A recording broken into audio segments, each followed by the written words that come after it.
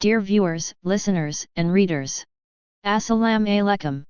The employees of public and private sectors often fall in confusion how to know about the laws, rules, and regulations governing their respective service. In such condition they remain unaware of their duties and rights. Consequently, they fall prey to confusion and feel handicapped to ensure service delivery as required. Sometimes they lose their jobs. Departments/organizations also suffer. In order to sensitize the employees, this lecture series has been prepared. It is also aimed at creating awareness about various laws, rules, and regulations and aspects of public administration. The content of the lecture shall not be quoted in any kind of legal matter or reproduce in making legal claim, etc.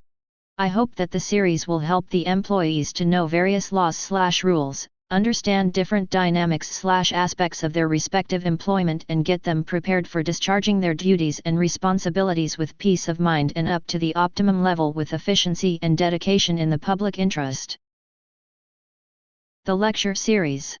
Today lecture number 9 of the series is presented to honorable viewers, listeners, and readers.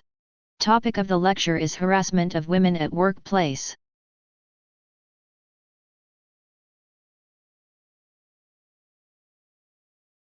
Women work in private and public sectors. Their majority renders their services in the former sector.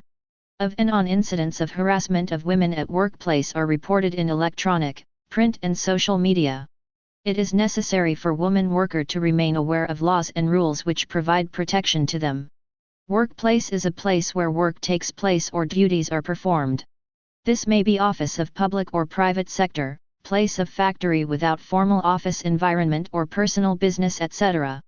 According to subsection N of Section 2 of the Protection Against Harassment of Women at the Workplace Act 2010, workplace means the place of work or the premises where an organization or employer operates and includes building, factory, open area, or a larger geographical area where the activities of the organization or of employer are carried out, and including any situation that is linked to official work or official activity outside the office.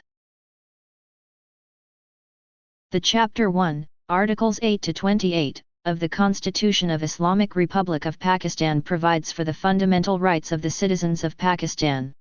Article 25 provides as under: 1. All citizens are equal before law and are entitled to equal protection of law. 2.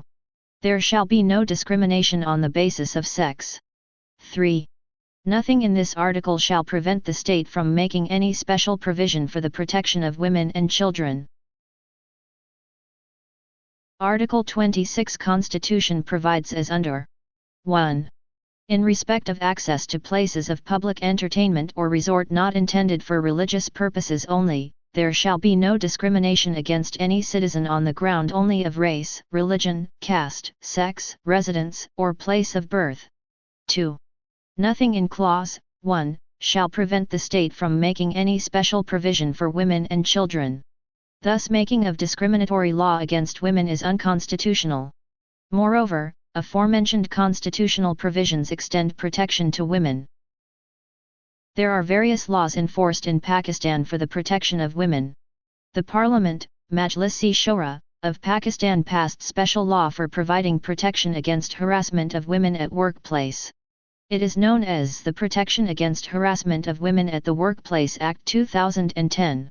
According to subsection H of Section 2 of the Act, harassment means any unwelcome sexual advance, request for sexual favors or other verbal or written communication or physical conduct of a sexual nature or sexually demeaning attitudes, causing interference with work performance or creating an intimidating, hostile or offensive work environment, or the attempt to punish the complainant for refusal to comply to such a request or is made a condition for employment. The Act requires every organization to constitute inquiry committee for probing the complaints lodged by a woman worker.